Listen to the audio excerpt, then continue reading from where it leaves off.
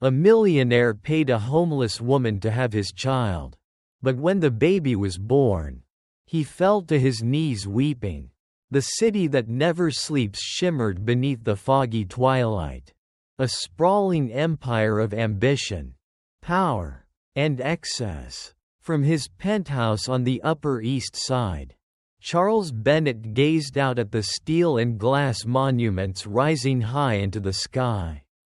Testaments to men like him.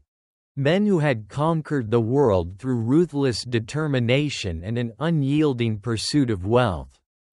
The flickering city lights stretched endlessly beyond his view, a reminder of the millions who hustled below, clinging to dreams they might never achieve.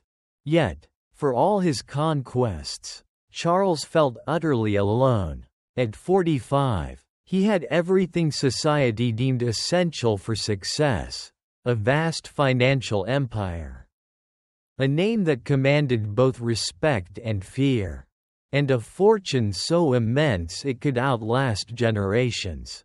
Yet, in the silent echoes of his pristine penthouse, surrounded by nothing but luxury and isolation, he found himself suffocating in his own success. Wealth was a poor substitute for companionship. Once, he had believed in love; twice, in fact, both times, it had failed him. His first wife had fallen in love with his power, mistaking it for devotion. When the marriage lost its novelty, she walked away with a substantial settlement, leaving behind nothing but resentment and a lesson learned too late. His second marriage had been even colder. She had seen his wealth, not the man behind it.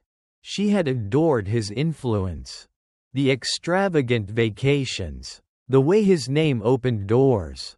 But when it came to him, his thoughts, his ambitions, his vulnerabilities, she had never truly cared.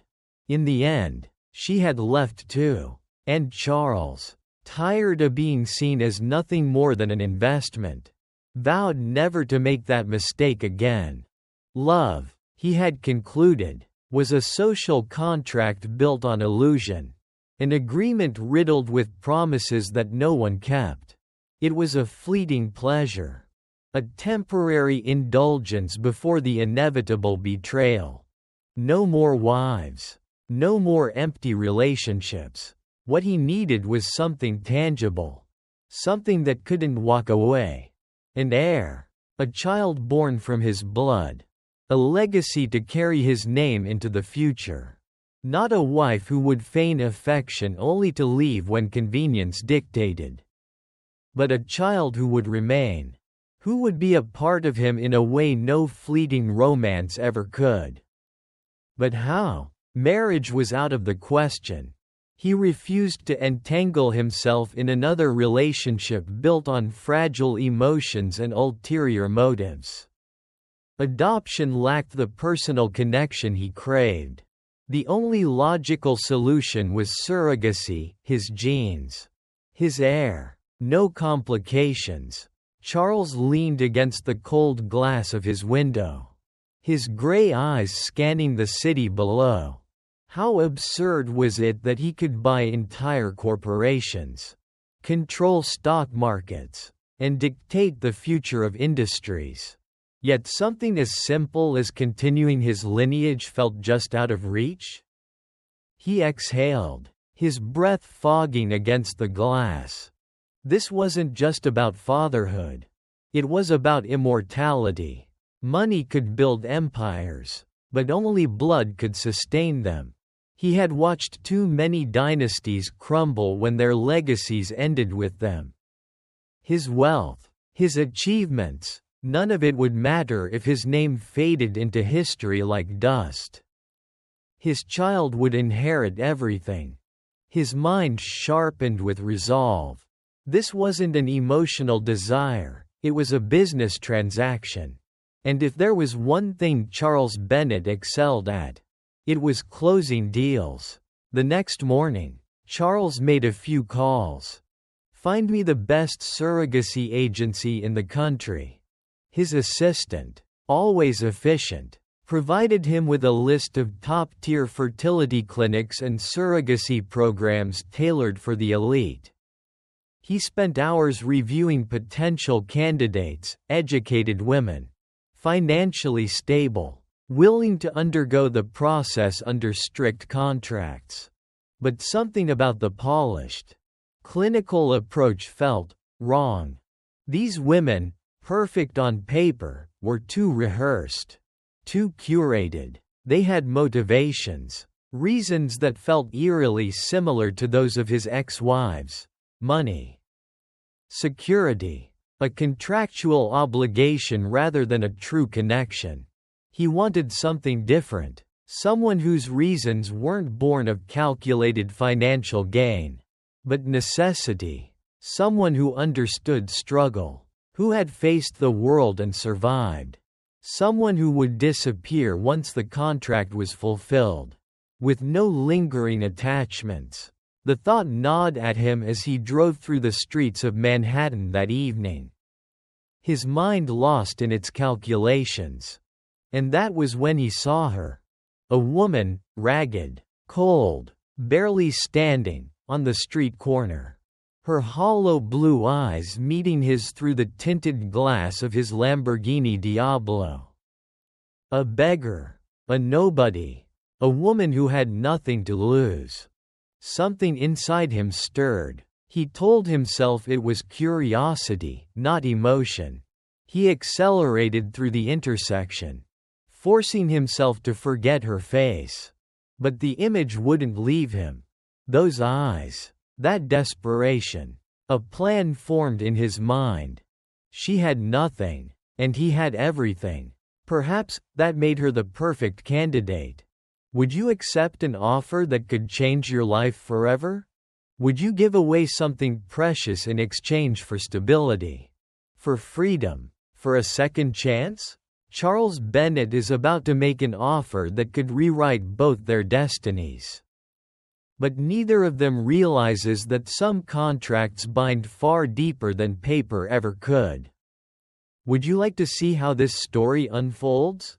Share your thoughts and continue the journey with us.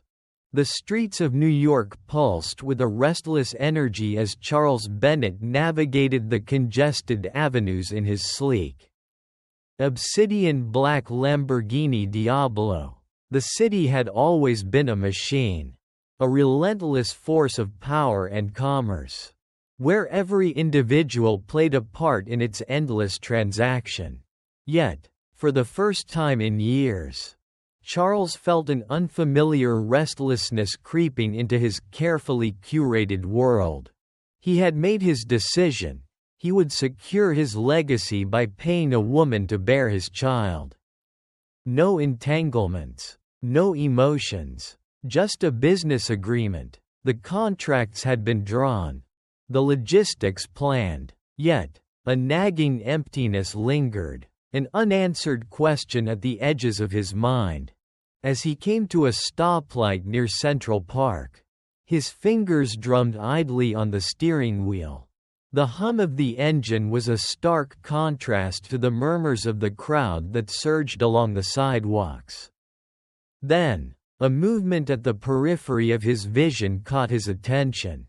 A woman stood at the curb, her delicate frame wrapped in a threadbare coat, her hands tucked into the sleeves against the biting wind. Pale skin, disheveled golden hair, and eyes that flickered like fractured light. There was something haunting about her presence, something that made Charles linger a second too long. She moved closer, hesitant yet desperate, extending a trembling hand toward his car.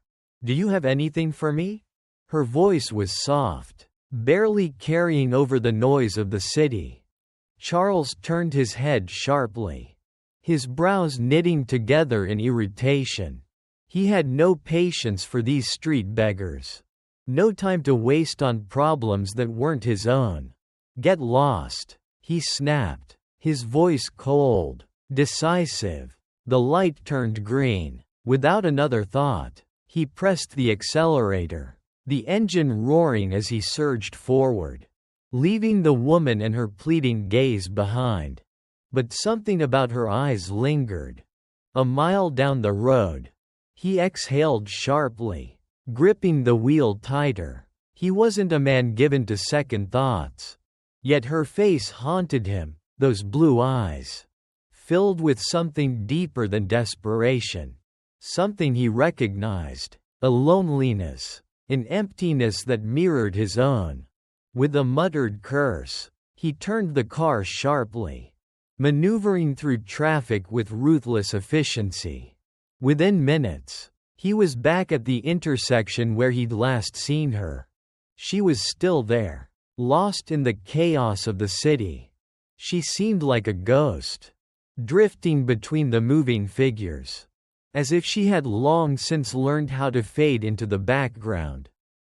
Pulling up to the curb, Charles rolled down the window.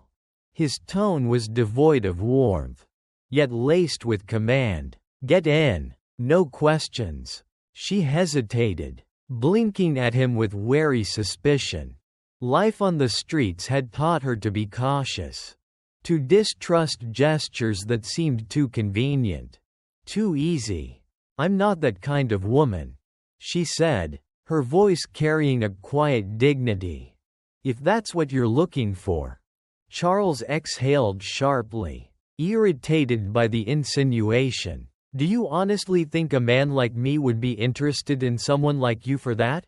he countered, his voice sharp. "You don't even look remotely appealing enough to attract me in that way."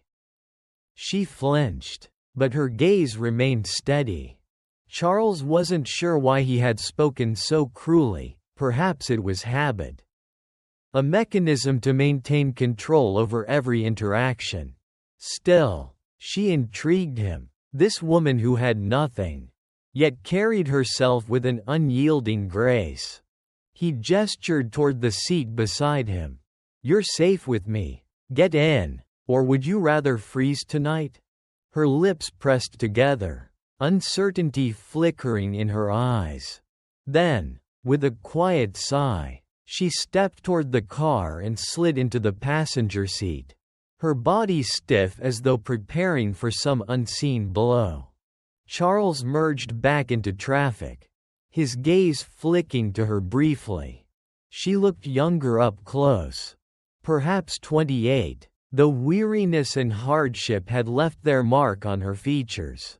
The silence between them stretched, thick with unspoken thoughts. Finally, Charles spoke, his tone flat, businesslike. "I'm going to make you an offer that will change your life." She turned to him, suspicion returning. "An offer?" "Yes." His grip tightened on the wheel. "I want a child. Not a wife. Not a relationship. Just a child. I'll pay you more money than you've ever dreamed of and take care of you for the duration of the pregnancy. Once the baby is born, you're free to go. You'll never have to struggle again." Her breath caught, shock flashing across her face. "A child?" she repeated, as though the word itself carried a weight she hadn't considered before. "Artificial insemination," Charles clarified, his voice impassive. "Nothing physical between us. Strictly medical. You will be compensated generously." She fell silent, her fingers curling into the worn fabric of her coat. For a long moment, she seemed lost in thought, as though weighing the gravity of what he was asking. Then, in a barely audible whisper, she asked, "Why?" Charles stiffened. He wasn't used to being questioned, let alone by someone with no power, no standing in his world. "That's none of your concern." She gave a small, humorless laugh. "You're asking me to give life to a child that I'll never see. To carry something inside me for months. Only to walk away. And you expect me not to ask why?" Her words unsettled him more than he cared to admit.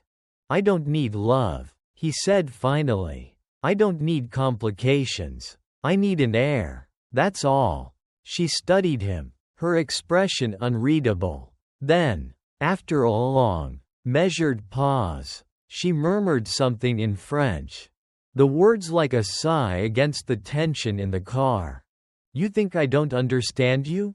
Charles said, his voice clipped. "I speak French." "You said, misery has no end."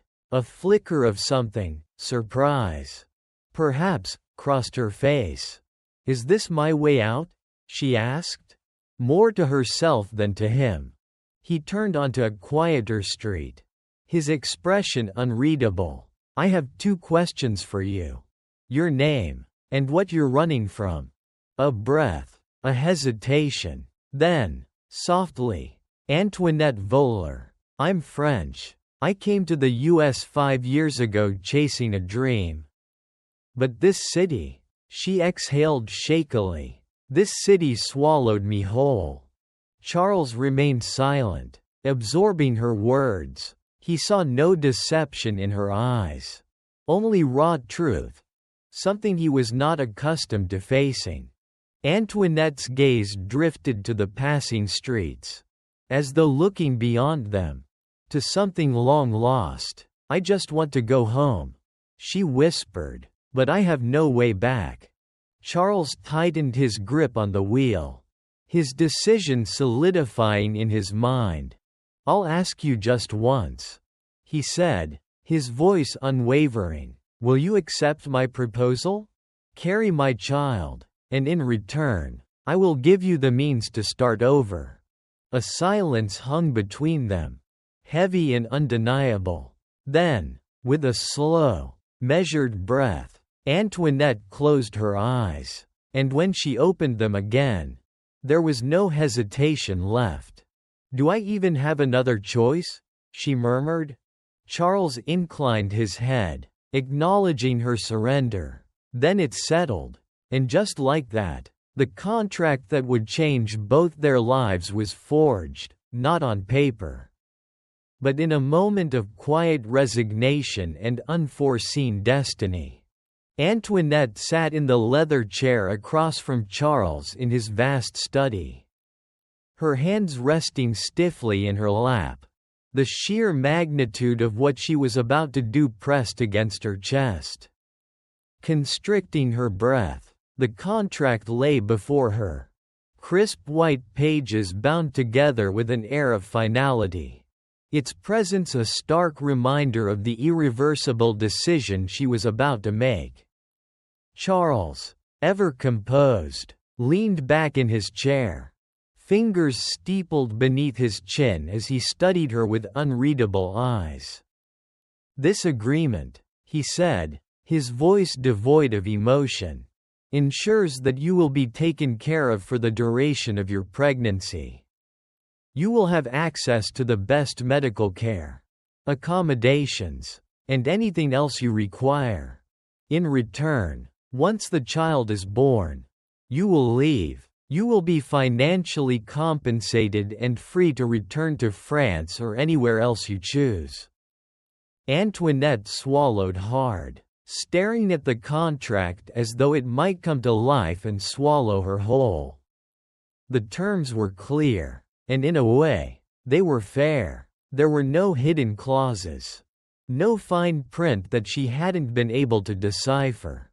Yet, despite the logical nature of the arrangement, her heart wavered. "And if I change my mind?" she asked softly, her accent laced with hesitation. Charles's jaw tightened slightly. "Then the contract will be null and void, and you will walk away with nothing." His bluntness was expected but still managed to send a shiver down her spine. There was no room for sentimentality in his world.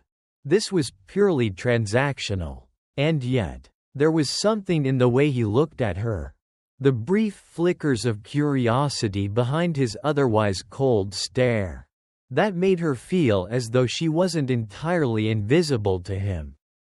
He had sought her out. He had chosen her. But why? "Why me?" she asked, voicing the question that had been gnawing at her since the moment he made his offer. Charles exhaled, tapping his fingers on the desk in a measured rhythm. Because you have nothing to lose. Because you are not entangled in my world. And because I don't want complications. Antoinette studied him, her sharp blue eyes narrowing slightly. You think a child isn't a complication? A ghost of a smirk touched his lips.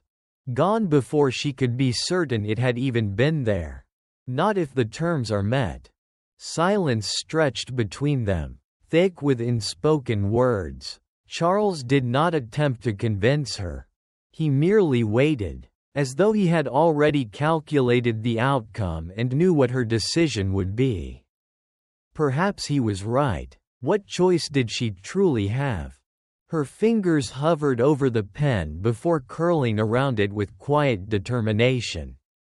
Her signature inked itself onto the page in slow, deliberate strokes, sealing her fate with a single act. She had no illusions about what this meant. This was not a fairy tale. There would be no happily ever after. No sudden revelation of love. Charles Woodward did not love. And she had long since forgotten what it felt like to be loved. This was survival, plain and simple. Yet, as she handed the pen back and looked up at the man who now held dominion over her future, she could not shake the feeling that something greater had just been set into motion, something neither of them could possibly predict. Charles took the contract, glanced over it briefly, and nodded. You've made the right choice.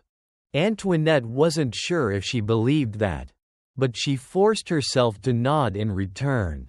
Very well, he continued, standing to his full height. Stephanie will show you to your room. From this moment forward, you will be cared for in every way necessary. Appointments have already been scheduled, and we will proceed with the medical preparations immediately. With that, the transaction was complete. The agreement had been made, and their fates intertwined. Antoinette followed Stephanie through the grand hallways of the mansion, the weight of her decision pressing down on her. She had entered this arrangement believing she would remain untouched by its consequences. That she could simply walk away when the time came. But as she looked around at the cold, lifeless beauty of her new home, she couldn't ignore the whispering doubt in her heart. She may have signed the contract, but something told her that neither she nor Charles Woodward would walk away from this unchanged. The weeks following the successful insemination passed in a blur of routine medical appointments and silent, unspoken realizations. Charles remained as distant as ever, treating each milestone with the same cold detachment he applied to his business dealings. To him, this was still a transaction, a process meant to secure his legacy. Nothing more. He ensured Antoinette had the best medical care, the finest nutrition, and a dedicated physician monitoring her every need. He provided without hesitation. Yet his gestures remained transactional, devoid of warmth. Antoinette, however, experienced the change within herself with an intensity that frightened her. The knowledge that life, 3 lives, was growing inside her shifted something deep within her heart.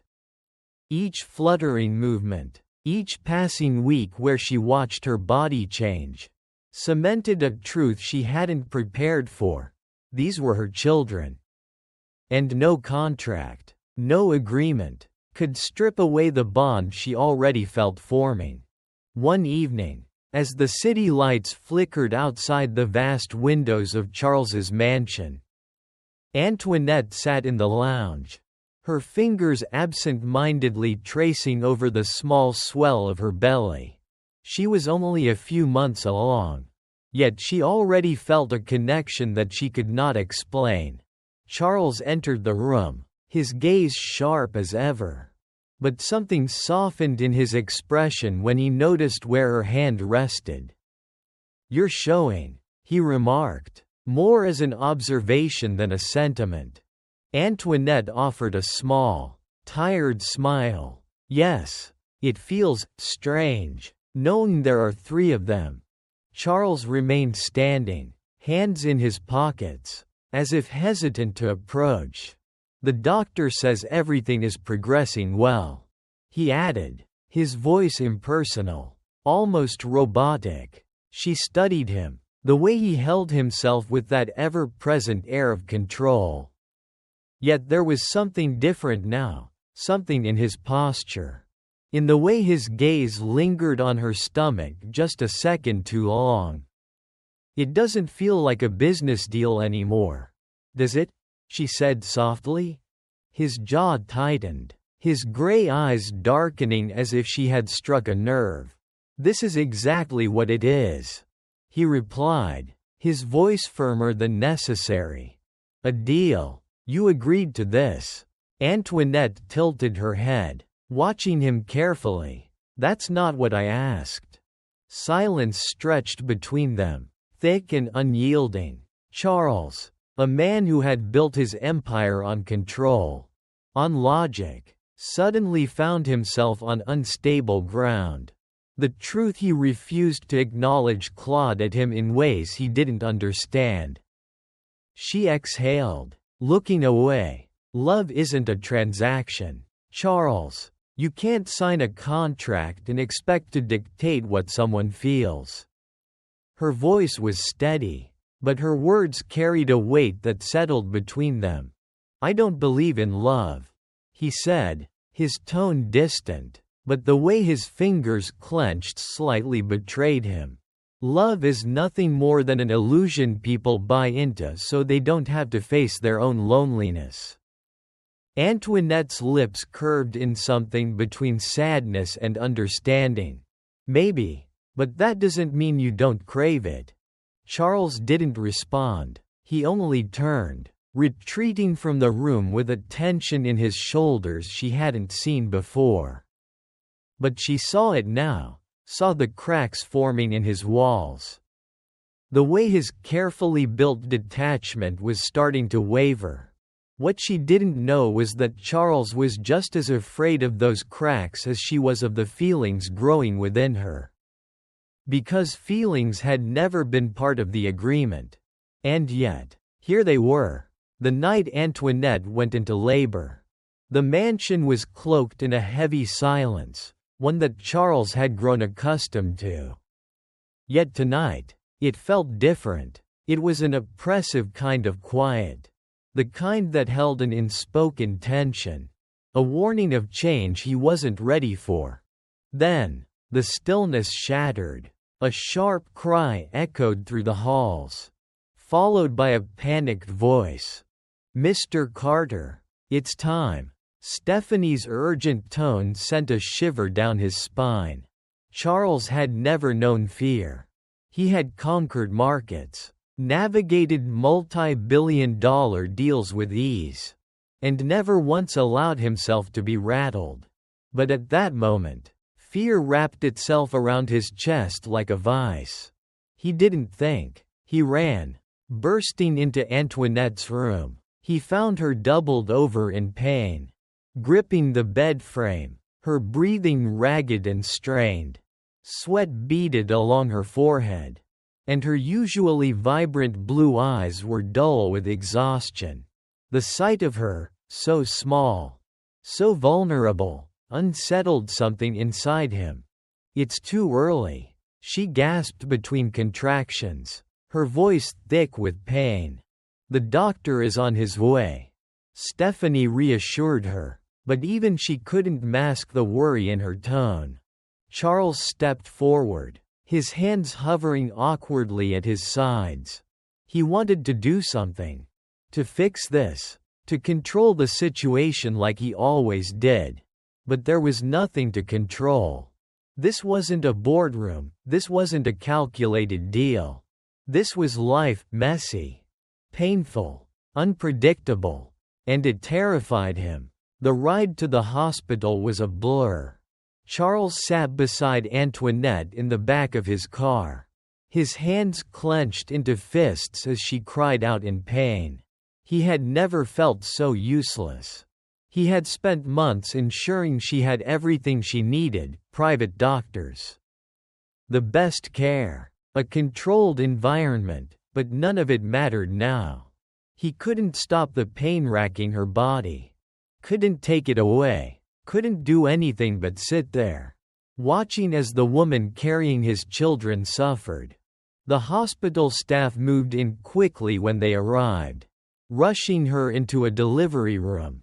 Charles followed, ignoring the nurses who tried to tell him to wait outside. "I'm staying," he snapped, his voice leaving no room for argument. Antoinette, drenched in sweat, turned her head toward him. "You don't have to stay," she murmured weakly. Charles looked at her, really looked at her. For months, he had kept his distance, convincing himself that this was just a contract. But now, staring at her in a hospital bed, fighting to bring their children into the world, he knew it had never been just a contract. Hours passed in a haze of cries, rushed movements, and medical orders barked between nurses. Charles never let go of Antoinette's hand. He had never seen anyone in so much pain. Never felt so helpless. Her screams pierced through him, lodging deep in his chest. A foreign ache he couldn't understand. And then, silence. For one agonizing moment, the world held its breath. Then, a sound. A cry. Sharp and clear, cutting through the silence like a blade. A second. A third. Charles staggered backward as if the weight of the moment had physically struck him. His breath hitched. His vision blurred. The air felt too thick. Too heavy. The first time in his life, Charles Carter fell to his knees. He barely registered the nurses bustling around them. Barely heard the doctor confirming that the triplets were healthy.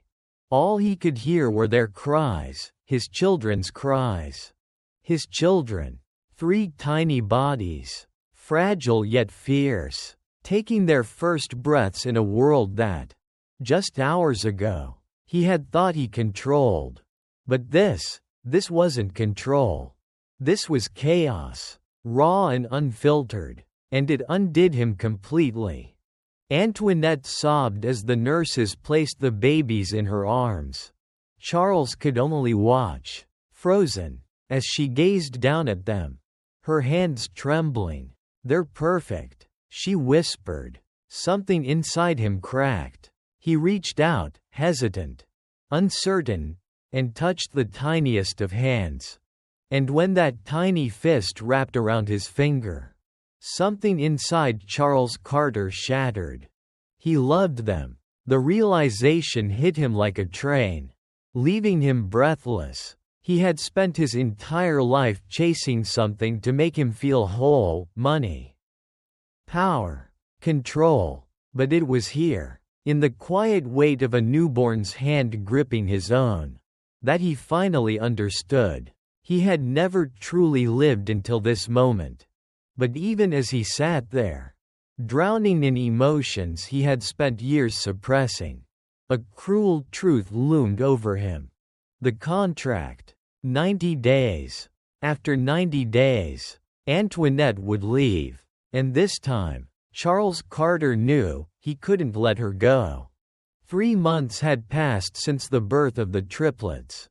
And the mansion, once a place of calculated solitude, was now filled with the soft sounds of tiny cries and gentle laughter. Charles watched as Antoinette moved through the nursery, her presence effortless yet nurturing, her touch delicate yet strong. She was a natural mother, her entire being wrapped around the fragile lives they had brought into the world. And yet, a shadow loomed over them, a deadline neither of them had spoken of. The contract's 90-day clause. Charles had done everything in his power to push it from his mind. He had thrown himself into caring for the triplets, ensuring Antoinette had everything she needed. He had been there for the sleepless nights, the early mornings, the quiet moments where she would hum a lullaby in French, rocking their children to sleep. But he hadn't told her the truth. That he didn't want her to leave. He hadn't found the words to break through the walls of logic and precision he had spent a lifetime building. And now, it might be too late. Because Tom Francis had beaten him to it. It happened at the hospital during one of the baby's routine checkups. Charles had stepped out for a call, only to return to the sight of his most trusted lawyer sitting by Antoinette's side. The air in the room had shifted, something about the way Tom leaned in. The warmth in his expression. The way Antoinette's eyes widened slightly in shock. And then, the words that sent Charles's world into chaos. "Antoinette, I know everything has happened so fast. And what I'm about to say might surprise you, but I can't let this moment slip away." Charles had frozen at the doorway, his breath hitching. Tom continued, his voice gentle, careful. "Since I met you, something changed in me. You're extraordinary, Antoinette. And what I feel, it's real." Antoinette's lips parted, but she said nothing. "I want to be by your side," Tom went on, "and if you'll let me, I'd like to ask you something more." He reached into his pocket, revealing a small, velvet box. Charles felt the blood drain from his face. "Antoinette," Tom said softly, "will you marry me?" The room stood still. Antoinette sucked in a sharp breath, her eyes flickering from the ring to Tom's hopeful face. Then back down again. Charles could see the hesitation in her, the war raging inside her. And suddenly, Charles understood something with painful clarity. He wasn't the only man who had seen the light in her. He wasn't the only one who had come to cherish her warmth, her strength, the way she carried love so effortlessly. Tom had seen it too. And unlike him, Tom wasn't bound by cold contracts or carefully controlled emotions. Tom had been brave enough to say what Charles hadn't. Charles clenched his fists, his nails digging into his palms. A foreign sensation burned inside him, ugly, sharp, possessive, jealousy. But he had no right to it. Not when he had been the one to set the terms. Not when he had spent months pretending what they had wasn't real. Antoinette swallowed, her fingers trembling as they brushed against the triplets' blanket. Charles couldn't take it anymore. Stepping into the room, he cleared his throat, making his presence known. Tom glanced up, but his face remained unreadable. Calm. Antoinette's head snapped toward Charles, her expression unreadable. For the first time in his life, Charles Carter felt completely out of control. "Tom," he said, his voice measured but tense. "I wasn't expecting you here." Tom straightened, meeting Charles's gaze with quiet resolve. "I wanted to speak with Antoinette." "I can see that." Silence. Heavy, suffocating silence. Charles's gaze flickered to Antoinette, his heart hammering against his ribs. Was she going to accept? Was she going to leave him? Take the children? Build a life with Tom? The thought sent a cold, unbearable ache through his chest. Antoinette looked between them, her hands curled into the fabric of her dress. Charles could see the conflict in her eyes, the pull of obligation versus the pull of her heart. Then, she spoke. "Tom, I need time," she said, her voice barely above a whisper. Tom exhaled, nodding slowly, his disappointment well masked but undeniable. He gave her a small, understanding smile before standing. "Of course," he said. "I'll wait. Just think about it." With that, he left, casting one last glance at Charles before walking out. The moment the door clicked shut, Charles turned to Antoinette, his breath unsteady. She wouldn't meet his gaze. He took a step closer. "Is that what you want?" His voice was low, strained. She lifted her chin slightly. "I don't know," she admitted. "I don't know what I want anymore." Charles's throat tightened. For months, he had built this illusion of control. But love had unraveled him. And now, he might lose the woman who had unknowingly changed everything. The morning of Antoinette's departure arrived with an unbearable weight in the air. The mansion, which had been filled with the soft cries and laughter of the triplets, now felt like a hollow shell. Sunlight streamed through the massive windows, casting a golden glow over the grand hall. But nothing could warm the cold knot in Antoinette's chest. She stood at the bottom of the sweeping staircase, her small suitcase by her side. It felt pathetic, considering all the wealth surrounding her, the luxurious furniture, the marble floors, the priceless artwork. Yet, this tiny suitcase contained everything she could take from this life. Everything except the 3 pieces of her heart she was about to leave behind. Her hands trembled as she smoothed the fabric of her dress, willing herself not to break down. She had promised herself she wouldn't cry. She would walk out with dignity, just as she had walked into this arrangement. But as she turned her gaze to the nursery at the end of the hall, a silent sob lodged in her throat. The triplets were sleeping peacefully in their cribs, oblivious to the storm raging inside their mother.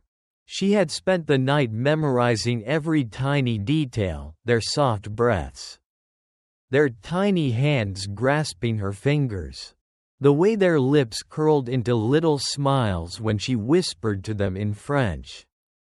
Her children, her children. She squeezed her eyes shut, fighting back the overwhelming agony in her chest. It wasn't fair. It wasn't fair that she had carried them, nurtured them, loved them with every fiber of her being, only to walk away because of a contract.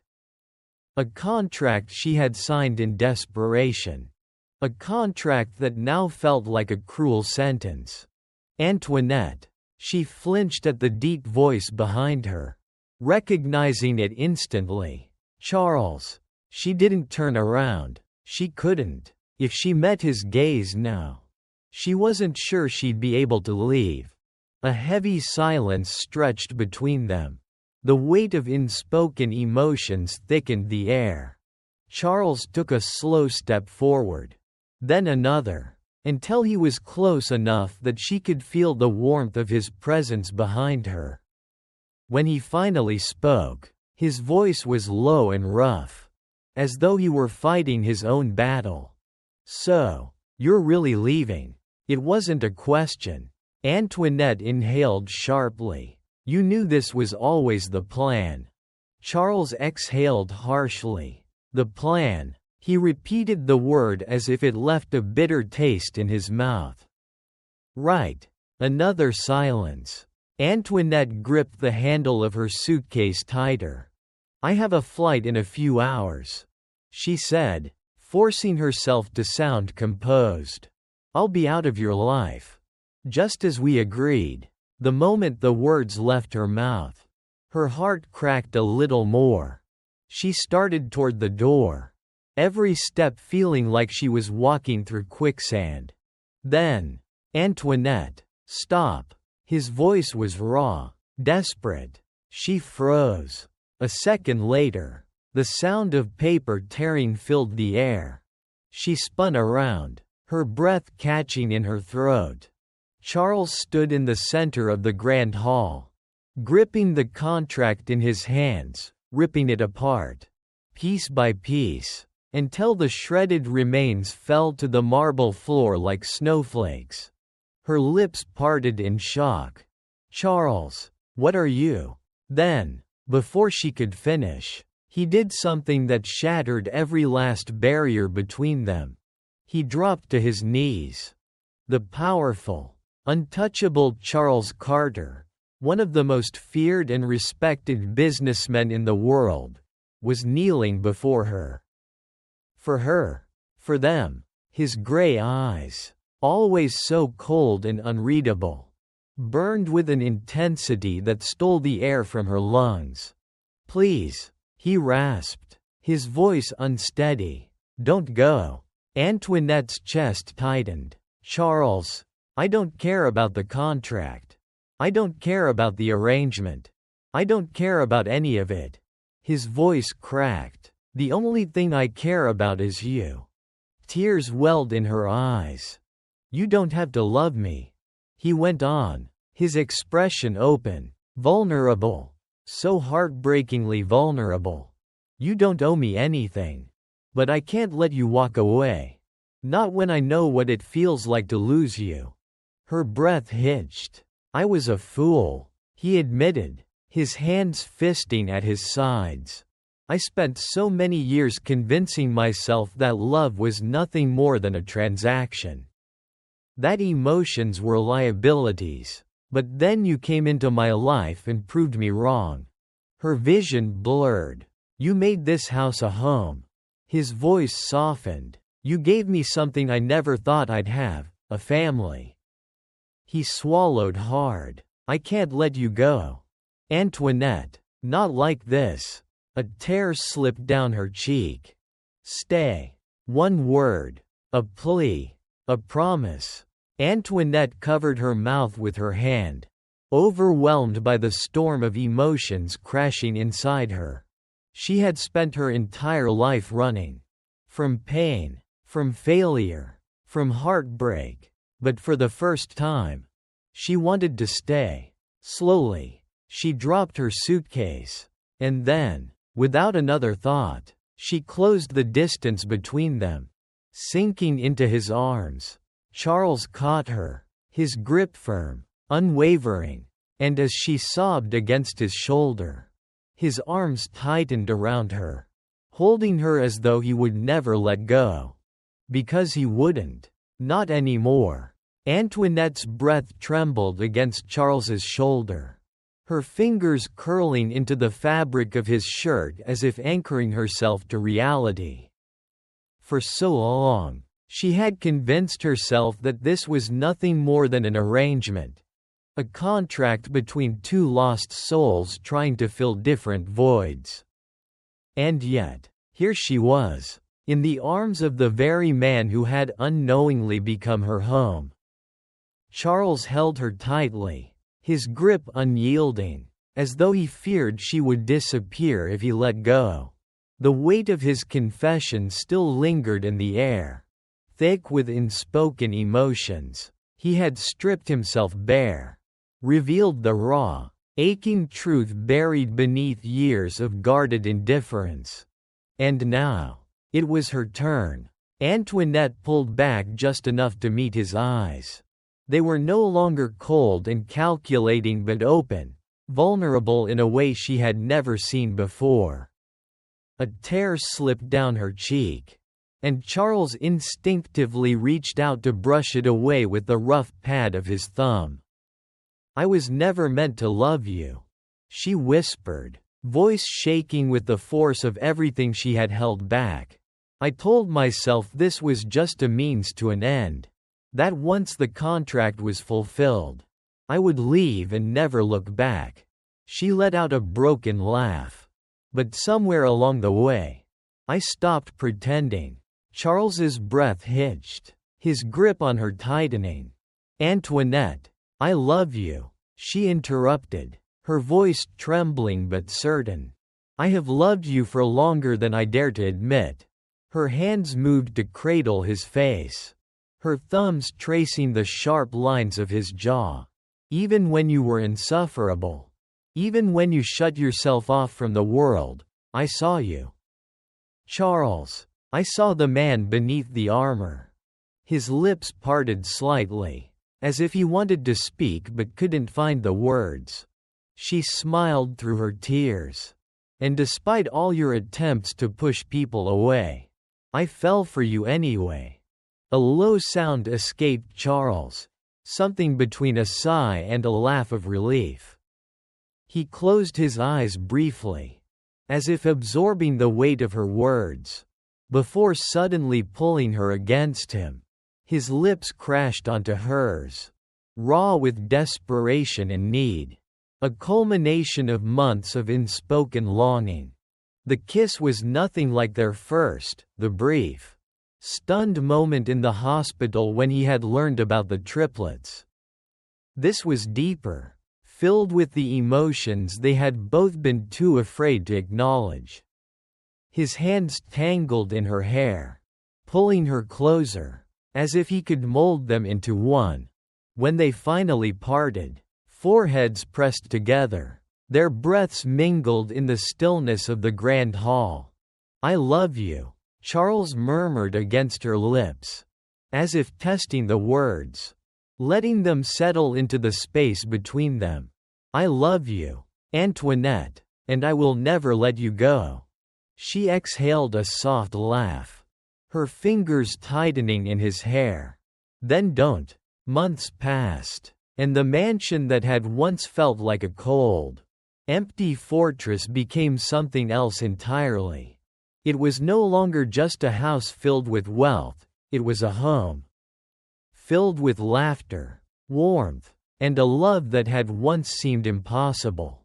The triplets grew stronger with each passing day, their presence a constant reminder of the life that had blossomed from something neither Charles nor Antoinette had expected. He had once thought of them as his heirs, a means to continue his legacy. But now, they were so much more. They were his children, the very embodiment of the love he had fought so hard to deny. Charles had transformed in ways he never thought possible. Where once he had seen emotions as weaknesses, he now embraced them. He held his children close, whispered stories to them at night, and woke up before dawn just to watch them sleep. He was no longer just a man who built empires, he was a father, a partner, a man in love, and soon, he would be a husband. The wedding was nothing grand or extravagant. Despite Charles's ability to afford the most lavish of ceremonies. Instead, it was intimate, held in the mansion's vast garden beneath a canopy of golden autumn leaves. Only those closest to them were in attendance, the people who had witnessed their journey, their growth, their love. Antoinette stood beneath the floral arch, her heart racing as she watched Charles approach her. Dressed in a tailored black suit, he looked every bit the powerful man she had first met. But there was a softness in his gaze that had never been there before. When he finally stood before her, his hands reached out instinctively, finding hers. There were no nerves, no doubts, only certainty. The vows they exchanged were simple but profound, echoing everything they had been through. There were no elaborate speeches, no rehearsed declarations, just raw, honest words spoken from the depths of their souls. I once thought love was nothing more than a transaction, Charles admitted, his voice steady, but you taught me that it's so much more. You showed me that love isn't about what we can gain, it's about what we are willing to give. And I want to give you everything. Antoinette.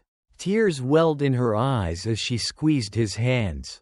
You once asked me what I was running from, she whispered, but the truth is, I was searching for something without even knowing it. And somehow, in the most unexpected way, I found it in you. A single tear escaped down Charles's cheek, not from sadness, but from something far greater.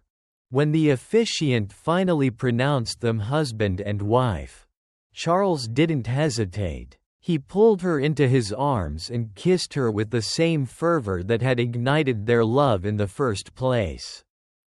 As they stood together, surrounded by the people who mattered, with their children playing in the grass nearby, Antoinette realized something profound. This was more than a happy ending. This was a beginning. Some love stories don't begin the way we expect them to. Some are born from brokenness, from contracts, from circumstances neither party ever imagined. But in the end, love is not defined by how it starts. It is defined by the journey, by the choices we make, by the people we choose to hold on to. Charles and Antoinette's story is proof that love cannot be bought, sold, or negotiated. It is something far greater than any contract, something that, once found, has the power to heal, to transform, and to create a future brighter than either could have ever imagined. And now, dear reader, I leave this story in your hands. What does love mean to you? Have you ever found it in the most unexpected places? Share your thoughts, your own stories, and let's celebrate the beauty of love in all its forms. Because love, true love, always finds a way.